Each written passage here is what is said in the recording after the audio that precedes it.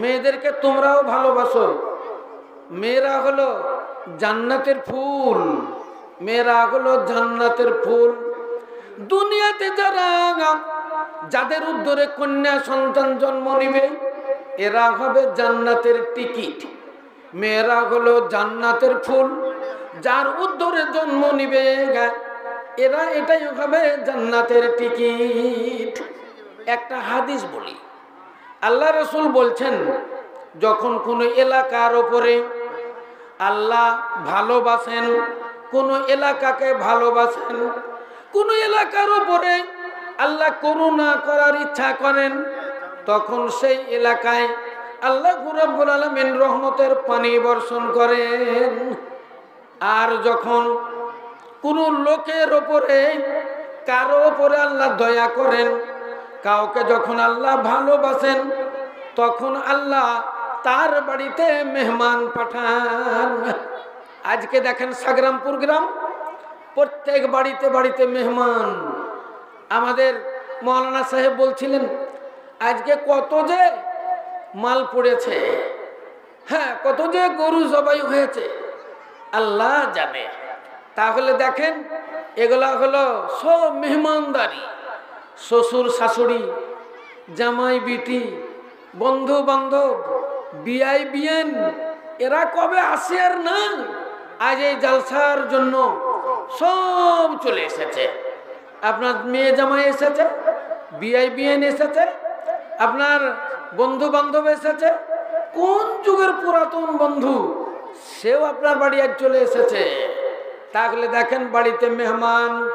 আল্লাহ নবী বলেন, যখন আল্লাহ কাউকে ভালোবাসেন তখন তার বাড়িতে মেহমান পাঠান। ওইখান করে আর একজন সাহাবা বসেছিলেন, উনি বলছেন, ইয়া রাসূলুল্লাহ, আল্লাহ যদি আরো ভালোবাসেন তাহলে কি করেন? আল্লাহ যদি ভালোবাসেন তাহলে মেহমান পাঠান, যদি আরো বেশি ভালোবাসেন তাহলে কি করেন? যেমন আমরা বলি গুড, বেটার, বেস্ট। তাহলে গুড মানে ভালো, বেটার মানে আরো ভালো, বেস্ট মানে আরো ভালো, ভালোর উপর দিয়ে ভালো। তো এইরকমই কথাটা সাহাবা বলছেন, ইয়া রাসূলুল্লাহ, যদি কাউকে আল্লাহ ভালোবাসেন তাহলে তার বাড়ি মেহমান পাঠান, যদি আরো বেশি ভালোবাসেন তাহলে আল্লাহ কি করেন? আল্লাহ নবী বললেন, তার উদ্দরে কন্যা সন্তান জন্ম নেয়। জোরে সোরে বলেন একবার আলহামদুলিল্লাহ। যাদের কন্যা সন্তান আছে ভারী হবেন না, মেয়ে দেখে ভারী হবেন না, আল্লাহ রাব্বুল আলামিনের রহমত নাজেল হবে। যাদের ঘরে কন্যা সন্তান আছে তাদের ঘরে আল্লাহর রহমত নাজেল হয়, রুজি রোজগারে বরকত হয়, তার ব্যবসা বাণিজ্যে উন্নতি হয়। আপনি ভালো করে ট্রাই করে দেখবেন, বিয়ের পরে যদি প্রথম কন্যা সন্তান জন্ম হয়, মৌলবীদের বা কন্যা সন্তান বেশি হয় বুঝলেন, অন্য অন্য লোক চাইতে মৌলানাদের প্রথমেই মেয়ে হয় বেশিরভাগ, খুব কম গোলানের ছেলে হয়। তো মেয়ে যদি হয় সেই বছর ভালো করে দেখবেন, ভালো করে দেখবেন, সেই বছর আপনার সব কাজে লাভ হবে, ফসল পানি ভালো হবে, ব্যবসা বাণিজ্য ভালো হবে, সে বছর ইনকাম আপনার ভালো হবে, আর সে বছর আপনার ফুর্তিতে বছর যাবে। মনের ভিতর যদি আপনার ইমানদারি না থাকে মনে কষ্ট হবে।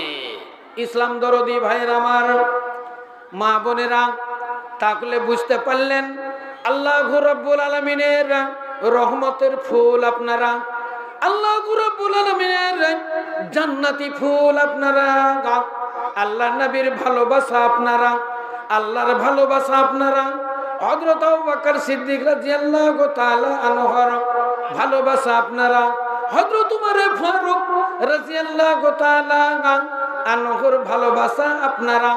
দুনিয়াতে যত মৌলানা আছে 2-4% মৌলবি বাদ দিয়ে, 2-5টা মৌলানা বাদ দিয়ে দুনিয়াতে যত মৌলানা আছে সমস্ত মৌলানাদের ভালোবাসা। মেয়েরাদেরকে সব মৌলানারাই ভালোবাসে। যত দুনিয়াতে মৌলানা আছে এরা সব ওয়ারাসাতুল আম্বিয়া, নবীদের ওয়ারিস। সেই জন্য এরা নিজের মেয়েকেও ভালোবাসে, এরা পরের মেয়েদেরকেও ভালোবাসে। সাগরামপুর এই মাদ্রাসায় দেখেন কত মহিলা, কত মেয়ে, কিন্তু সবকে এরা নিজের সন্তানের মতো মানুষ করছে, নিজের মেয়ের মতো এরা মানুষ করছে। খাওয়া দাওয়া থেকে, পোশাক পরিচ্ছদ থেকে, শিক্ষা দীক্ষা থেকে, এদের যা কিছু দরকার সব কিছু এরা মাথায় করে নিয়েছে। মাদ্রাসার সেক্রেটারি সাহেব, মাদ্রাসার সভাপতি, ক্যাশিয়ারেরা এবং যত আলেম সম্প্রদায় এখানে আছে, আপনাদের সব বোঝা তারা মাথায় নিয়েছে এবং রাত্রি দিন আপনাদের এই বোঝা বইছে। এদের জন্য আপনারা কি দোয়া দিবেন? এদের জন্য আপনারা কি দোয়া দিবেন বলেন? এদের জন্য প্রতিদান আপনারা কি দিবেন? এর প্রতিদান আপনাদেরকে দিতে হবে। হাদিসের মধ্যে লেখা আছে, যদি কেউ দান করে তাহলে তোমরা তার প্রতিদান দাও। প্রতিদান মানে বুঝতে পারলেন, যদি কেউ আপনার বাড়ি যায়, 1 কেজি মিষ্টি লিয়া যায়, আপনি যেদিন তার বাড়ি যাবেন আপনি 2 কেজি মিষ্টি নিয়ে যাবেন। কেউ যদি আপনার বাড়ি 1 কেজি বেগুন নিয়ে যায়, আপনি তার বাড়ি যাবেন 2 কিলো বেগুন দিবেন। যদি আপনি এসেছেন, আপনাকে যদি 1খানা শাড়ি দেয়, 1টা লুঙ্গি দেয়, আপনার বাড়ি যেদিন সে আসবে সেদিন আপনি 2খানা লুঙ্গি দিবেন, 2খানা শাড়ি দিবেন। এক কথা দিয়ে কি বলে দানের প্রতিদান। আল্লাহ নবী বললেন, যদি সেটা না পাও ভক্তি সহকারে দোয়া দাও। দান দিলে প্রতিদান দাও, প্রতিদান যদি না পারো ভক্তি সহকারে একটু দোয়া দাও। এই দোয়াটা আল্লাহর দরবারে তোমার কবুল হবে। অতএব এই মাদ্রাসায় যত মেয়ে আছো তোমরা এই মৌলানাদের ইজ্জত করবে, মৌলানাদের সম্মান করবে। সেক্রেটারি, সভাপতি, ক্যাশিয়ার যারা রাত্রি দিন তোমাদের জন্য মেহনত চালাচ্ছে, পরিশ্রম চালাচ্ছে, এদের ইজ্জত সম্মান করবে। তোমাদের বাড়িতে তোমাদের বাবা মা অনেক জনাই হয়তো ধনী আছে, সবাই গরিবের মেয়ে নও তোমরা, অনেকেরই ধনীর মেয়ে তোমরা।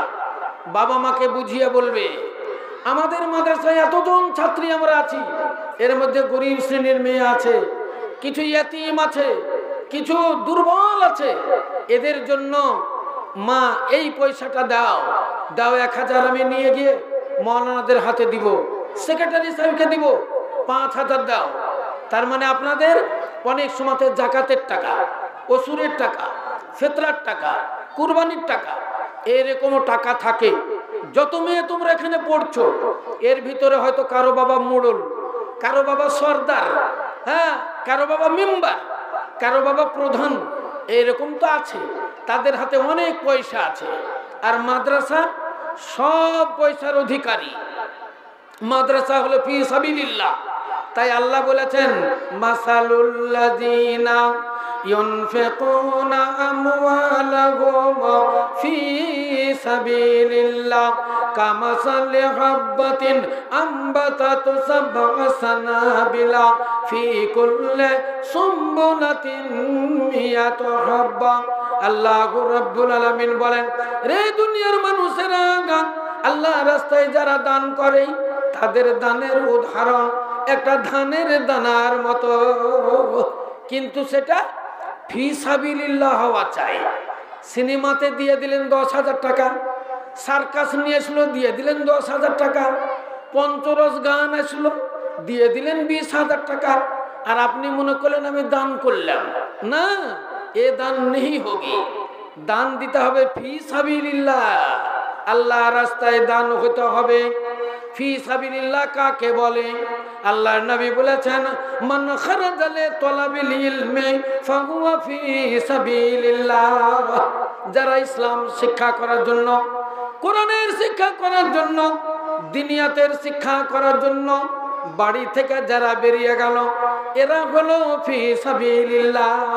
গরিব শ্রেণীর মাওলানা, গরিব শ্রেণীর আলেম যারা, এরা হলো ফি সাবিলিল্লাহ। গরিব শ্রেণীর তালিব ইলম যারা, এরা হলো ফি সাবিলিল্লাহ। ফকির মিসকিন ফি সাবিলিল্লাহ। ইয়াতিম বেওয়ারা ফি সাবিলিল্লাহ, নৌ মুসলিম ফি সাবিলিল্লাহ, ঋণগ্রস্ত ব্যক্তি যারা ফি সাবিলিল্লাহ।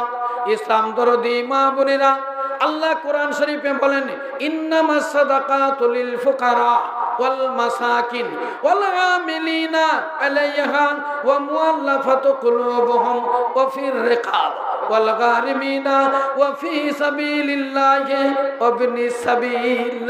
ফি সাবিলিল্লাহ তাহলে তালিবুল ইলমেরা ফি সাবিলিল্লাহ, মাদ্রাসা হলো ফি সাবিলিল্লাহ।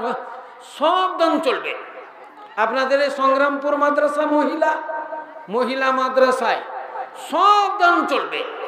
ওসুর চলবে, জাকাত চলবে, ফিতরা চলবে, নাজরনিয়াত চলবে, মানত চলবে, নিজস্ব দান চলবে। আকিকার চামড়ার টাকাটা এটাও আপনি মাদ্রাসায় বিক্রি করে পয়সাটা মাদ্রাসায় দিতে পারেন, এটাও নেওয়া চলবে। কোনো গায়ের মুসলিম, হিন্দু, ঘোষ এরাও যদি মনে করে যে মাদ্রাসায় দিব 500 টাকা, 1000 টাকা, সেটাও নেওয়া যাবে।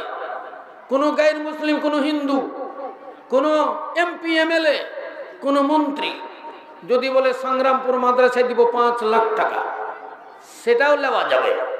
কারণ হলো এটা হলো ফি সাবিলিল্লাহ। ফি সাবিলিল্লাহ দান, সব দান চলবে। তাহলে এই শিক্ষাই হলো জাতির মেরুদণ্ড, শিক্ষাই হলো মূলধন। আর এই শিক্ষার জন্য আল্লাহ নবীকে বললেন, নবী গো তুমি যাও হীরা গুহায় চলে যাও, জেবালে নূরে চলে যাও। হীরা গুহা যেটা হীরা পাহাড়, ওটার নাম হলো জেবালে নূর।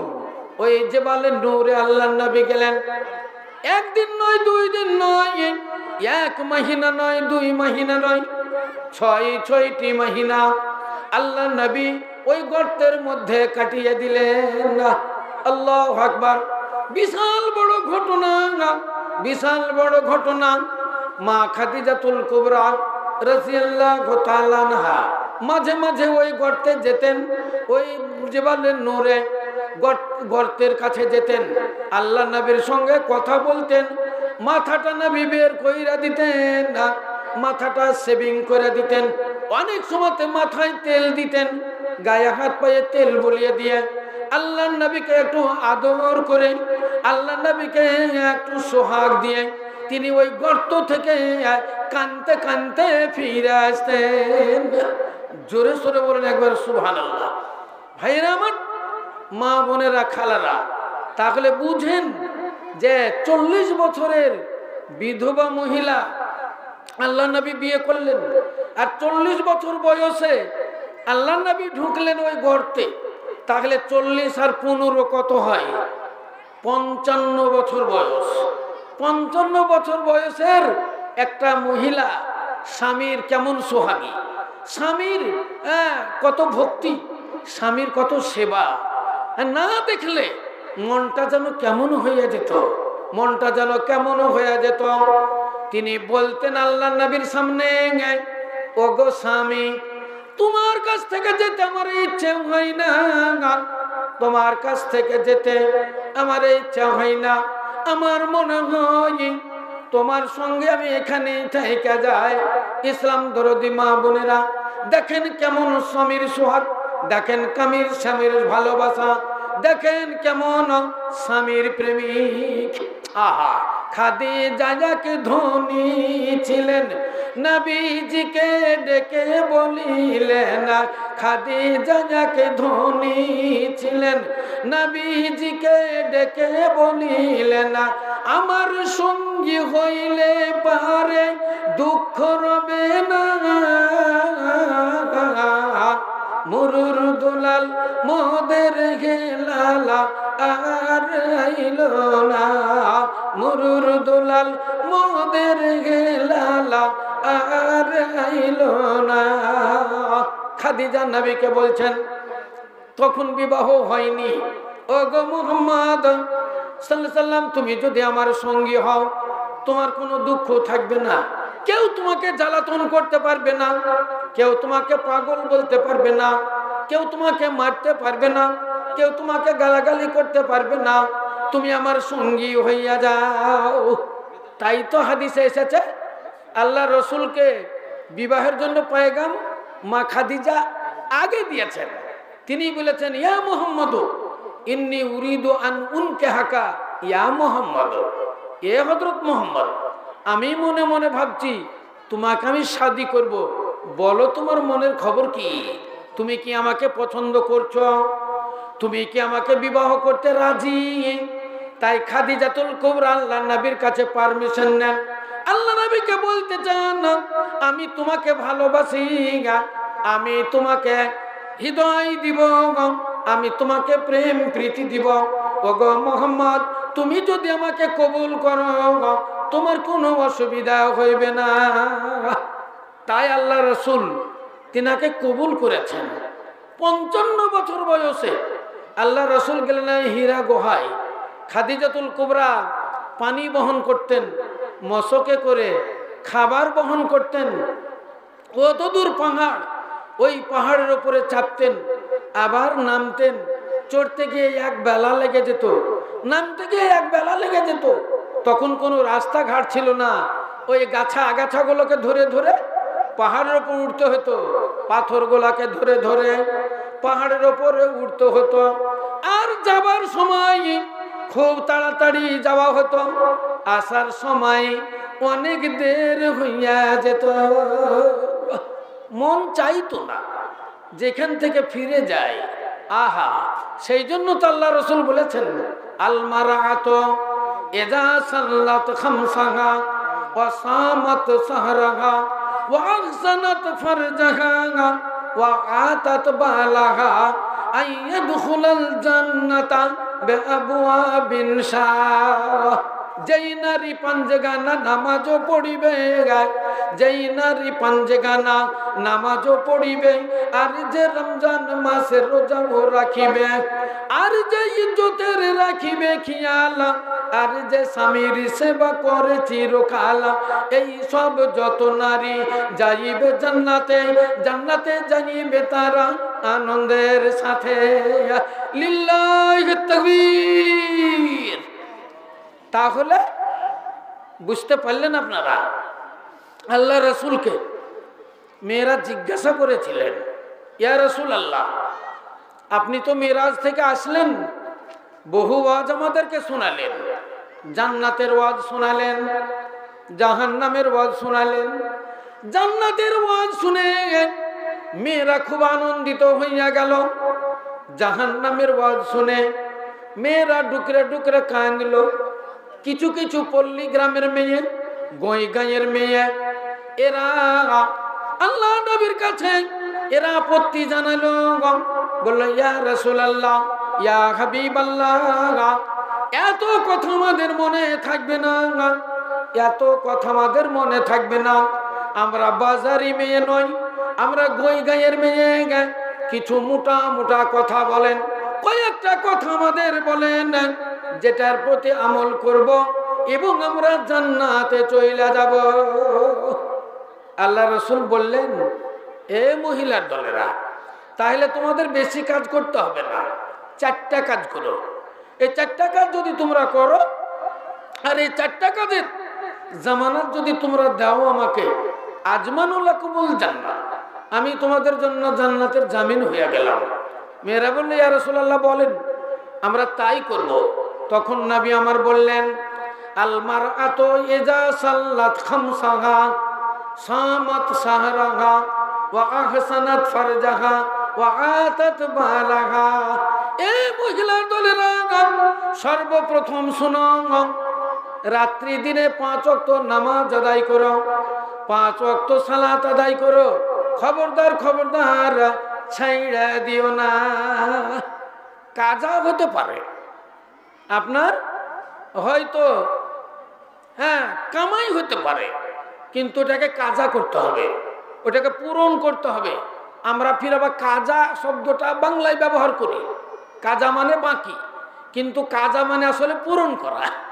আরবি ভাষায় কাজা মানে পূরণ, কিন্তু আমাদের বাংলায় আমরা ব্যবহার করি কাজা মানে বাকি।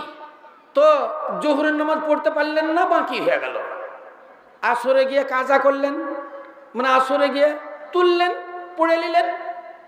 সময় সময় দেখা গেল জোহরও গেল, আসরও গেল, মাগরিবও গেল, 3 ওয়াক্ত নামাজ চলে গেল। অনেক সময়তে মেয়েরা মনে মনে ভাবে 3 ওয়াক্ত চলে গেল, আর হবে না, তাহলে নামাজ পড়ে আর কি হবে, চলার পড়বো না, এইরকম ছেড়ে দেয়। কিন্তু না, ছাড়বেন না। আপনি এশার সময় টাইম পেলেন, জোহর পড়েন, আসর পড়েন, মাগরিব পড়েন, এশা পড়েন, 4 ওয়াক্ত নামাজ আপনি পড়লেন, কোনো অসুবিধা হইবে না। কিন্তু পড়তে হবে, ছেড়ে দেওয়া হবে না। জোহর চলে গেল, তার কোনোদিনই পড়লেন না, আসর চলে গেল, আর কোনোদিনই পড়লেন না, এরকম করা হবে না। কাজা করে নিতে হবে, ওকে পূরণ করে নিতে হবে। 1 ওয়াক্ত চলে যায় যাক, 2 ওয়াক্ত চলে যায় যাক, 3, 4, 5 ওয়াক্ত চলে যায় যাক। যদি 1 দিনের চলে যায়, 2 দিনের চলে যায়, 3 দিনের চলে যায়, তাও চলে যাক, কিন্তু আপনাকে পড়তে হবে, আপনাকে পড়তে হবে। এই জন্য হানাফি সম্প্রদায়ের মধ্যে একটা নতুন মশলা উঠেছে। ওই মশলাটা হলো উমরি কাজা। উমরি কাজা এ কোনো হাদিসে নাই, এ দলিল নয়। উমরি কাজা মানে যেদিন থেকে ওর নামাজ ফরজ হয়েছে, বেটা ছেলে হলে হয়তো 15 বছর, মেয়েদের ধরেন 12 বছর, হ্যাঁ, কিংবা তাদের মান্থলি শুরু হলো হয়তো 14 বছরে, সেই টাইম থেকে, যখন থেকে ওরা সাবালিকা হয়, তখন থেকে শুরু করে দেখা গেল বিয়ে শাদী হলো, নামাজই পড়ে না। 16 বছর হলো, 18 বছর, 20 বছর হয়ে গেল, কারো 30 বছর হলো, কারো 40 বছর হয়ে গেল, কারো 50 হয়ে গেল, নামাজই পড়ে না। হঠাৎ করে একদিন ওর মনে মনে হলো, তাই তোরে মন, মৌলানারা বলছে নামাজ পড়তেই হবে, নামাজ না পড়লে জাহান্নাম, নামাজ পড়লে জান্নাত, নামাজ না পড়লে জাহান্নাম, তাহলে নামাজ পড়তেই হবে। নামাজ আরম্ভ করলো, কিন্তু এতদিন ওই 14 বছর থেকে 50 বছর হয়ে গেছে, এত দিনের নামাজ কি হবে, এত দিনের নামাজ কি হবে। তাই হানাফি সম্প্রদায়ের মধ্যে এবার ওই 15 বছর থেকে শুরু করে, 15 বছর থেকে আরম্ভ করে, আস্তে আস্তে সেটা 6 মাসে, সেটা 1 বছর, 5 বছর, 10 বছর, 20 বছর চলল। যেমন 20-50 বছরে কাজা হয়েছে, ওটা 20 বছর ধরে আদায় করে, একে বলে উমরি কাজা। হয়তো একদিন লাগলো, 5 দিনের পড়ে নিল, আবার একদিন লাগলো, 5 দিনের লাগলো, আবার একদিন লাগলো, 8 দিনের পড়লো। এইরকম করে পড়তে পড়তে হিসাব করে 1 বছরের হলো, 2 বছরের হলো, 5 বছরের হলো, ও কয় বছর বয়সে আছে ওর, একে বলা হয় উমরি কাজা। আমাদের আহলে হাদিসের মধ্যে এসব নেই, আমাদের ইসলামের ধর্মের মধ্যেই এ নাই। এই জিনিসটা ওরা তৈরি করে করেছে। যেমন জানাজার নামাজের পরে দোয়া, দেখবেন হানাফি এলাকাতে পড়বেন নামাজ আপনারা, যেমন জানাজা হয়ে গেল, এবার বাস মিলাদ শুরু হয়ে গেল, মিলাদ হয়ে যাওয়ার পর ওখানে দোয়া করে নিল, সবাই হাত তুলে দোয়া করে নিল, মাটি দিয়ে সুরসুর সুসুর করে কে কোন দিকে গেল, 2-4টা থাকলো তো একটু দোয়া করে নিলে বাড়ি চলে গেল। জিজ্ঞাসা করবেন ওদেরকে, হ্যাঁ গো এটা কোনো হাদিসে আছে, কোনো দলিলে আছে যে এই জানাজার নামাজের পরে পরে দোয়া? ওরা বলছে কি জানেন, ও মাটি দিয়া কে কোন দিকে পালিয়ে যাচ্ছে, সেই জন্য পড়ে লিছি আমরা। তাইলে মাটি দিয়ে যদি লোকজন পালিয়ে যায়, তাই বলে কি পড়া হবে? বলেন, আপনি 10টার সময়তে বেরিয়ে যাচ্ছেন, যেমন আমি আজকে বাড়ি থেকে বেরিয়ে এলাম আগেই, মোটামুটি ধরেন তখন 11টা বাজে। আচ্ছা বলেন তো, আমি তো জানছি যে বেরিয়ে চলে যাব, এখন তো 10টা বাজছে কি 10:30, জোহরের নামাজ পড়া হবে? চলে তো যাব, তো জোহরের নামাজটা পড়ে নি না, হবে না। জোহরের নামাজ আপনার ঢিলে করে হবে। জোহরের নামাজ আপনাদের টাইম হলো 12টায় আজান, 12:30টায় জামাত। আপনি ইচ্ছা করলে ওটাকে 2টার সময়তে পড়তে পারবেন, কিংবা 2:30টার সময় পড়তে পারবেন। 2:30টার সময় আবার ফির আসরটাকে আগিয়ে নিয়ে একসঙ্গে দুটোকে পড়া যাবে। এটাকে বলা হয় জামা বাইনা সালাতাইন। ওই রকমই মাগরিব আর ইশা। মাগরিবটা পড়লেন, পড়ার পরে পরে ইশার নামাজ একসঙ্গে পড়ে নিলেন, একেও বলা হয় জামা বাইনা সালাতাইন। এগুলা জায়েজ আছে। হাদিসে লেখা আছে অসুবিধার কারণে যদি কেউ কোনো জামাত এরা মনে করে যে মাগরিবের সময় এসা পড়বো, পড়ে নিতে পারে। আরো একটা হাদিস আছে, কোনো অজুহাত নাই, কোনো কারণ নাই, এমনি যদিও মনে মনে ভাবে আজকে পড়েলি, মন ভালো করছে না, ঠান্ডা খুব, তো মাগরিবের নামাজ তো পড়লাম, এসার সময় তো আবার উজু করতে পারবো কি পারবো না, কি শুয়ে গেলে পরে হয় উঠতে পারবো কি পারবো না, তাহলে পড়েলে। এরকম যদি আপনি মনে করেন যে 8 দিনে কিংবা 9 মাসে 6 মাসে কি 1 মাসে 15 দিন পর একদিন যদি আপনি পড়েলেন, কোনো অসুবিধা নেই, আপনি পড়তে পারেন, আনন্দের সঙ্গে পড়তে পারেন। তাই বলে যদি মনে করেন প্রত্যেক দিনই তাহলে পড়ে মাগরিবের সময় এসা পড়েলি তাহলে হবে না। জরুরাত একটু দরকার মোতাবেক আপনি পড়বেন এক দিন, কোনো অসুবিধা নাই। তো যাক বলছিলাম, মহান আল্লাহ রাব্বুল আলামিন আল্লাহ নবীকে বললেন তুমি ওইখানে যাও। নবী আমার 6 মাস ওই হীরা গুহার ভিতরে থাকলেন। হাত্তা নাজালা জিব্রাইল সাল্লাম নাজেল হলেন।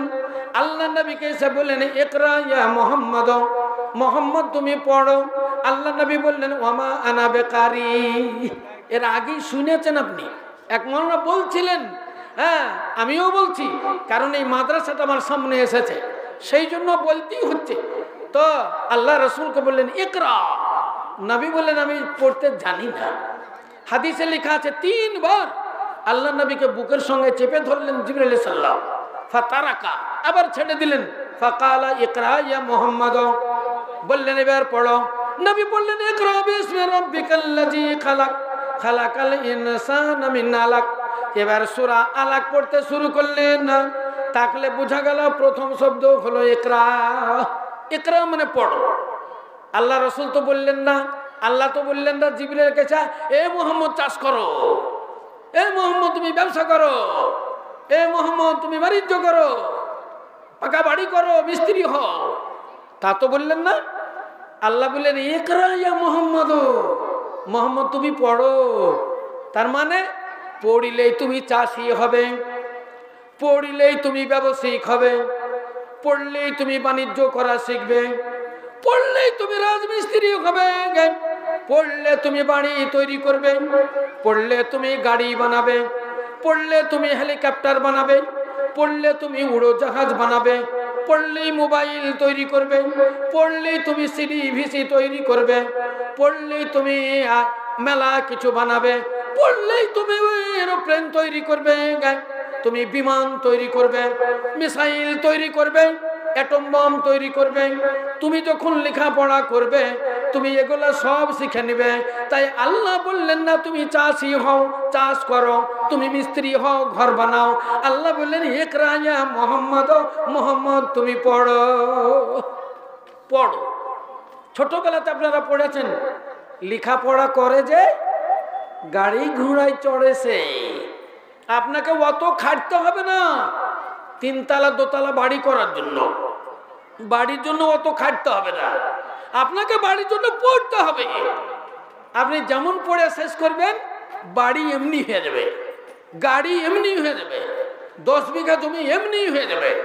কারণ যখন আপনি মাস্টার হয়ে যাবেন ৭৭,০০০ টাকা বেতন হবে, যখন আপনি ডাক্তার হবেন তখন আপনার 1 লাখ টাকা বেতন হবে, যখন আপনি ইঞ্জিনিয়ার হয়ে যাবেন তখন মাহানা 3 লাখ টাকা 5 লাখ টাকা ইনকাম করবেন, যখন আপনি বড় ডাক্তার হয়ে সার্জন হবেন পেট কাটবেন, বাচ্চা বের করবেন, পেট কাটবেন, লাড়ি কাটবেন, নাড়িতে লাড়ি জোড়া দিবেন, অপারেশন করবেন, লাখ লাখ টাকা ইনকাম করবেন।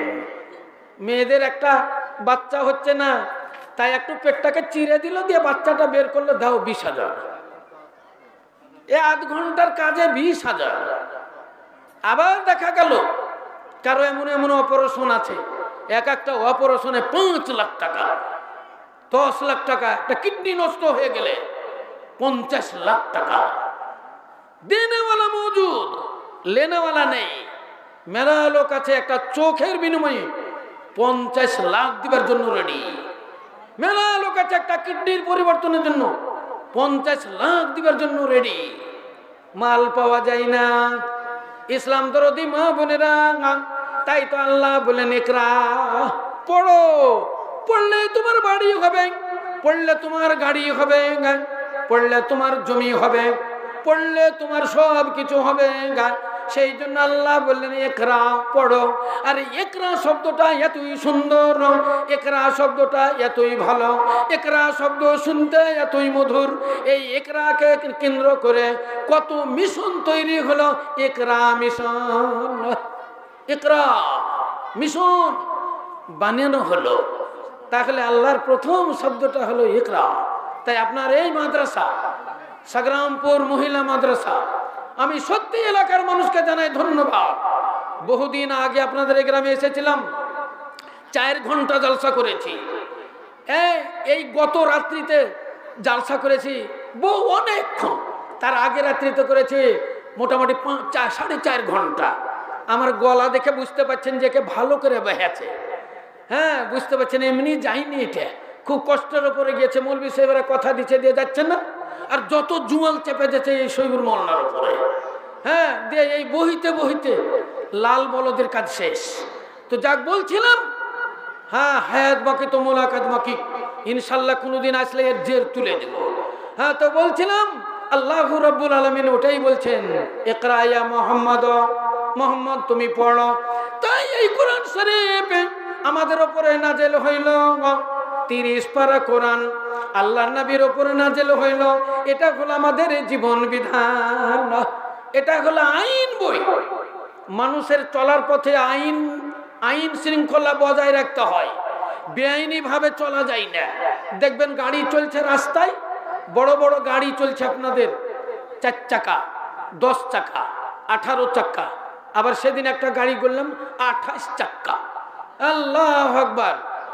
তো এই যে 10 চাকা 18 চাকার গাড়ি, আবার যখন রোডে চলে যাবেন হাই রোডে, তখন দেখবেন সিএসটি, এসবিএসটিসি, তারপরে দেখবেন রকেট, কোনোগুলা দেখবেন সুপার ফাস্ট।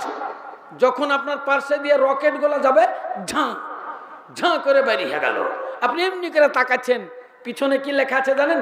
ট্রাফিক আইন মেনে চলুন।